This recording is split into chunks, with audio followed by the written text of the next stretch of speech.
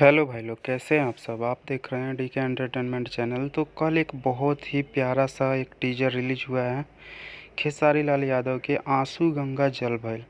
गंगा जल भैल, ये गाना विशाल भारती जी ने लिखा है और मोनू सिन्हा जी ने इस गाने का म्यूजिक दिया है और पवन पाल जी इस वीडियो के डायरेक्टर हैं, जो कि बहुत ही शानदार वीडियो होने वाला है भाई लोग। खेसारी लाल यादव की ये इस सावन का सबसे बेस्ट गीत कहा जा सकता है, क्योंकि ये गाना बहुत ही पारंपरिक होने वाला है, जो कि बहुत ही अच्छा, जिस तरह से हम लोग हर सावन में सुनते आए हैं, एक भक्त के बीच और एक बाबा के बीच में जो रिलेशन होता है भक्ति का, उस टाइप का ये गाना है। तो आप लोग इस गाने को बहुत ही प्यार दीजिए, ताकि हर लोग इस गाने को उतना ही प्यार दे सके। और ये गाना टी सीरीज पे बहुत जल्द आप सबके बीच में आने वाला है।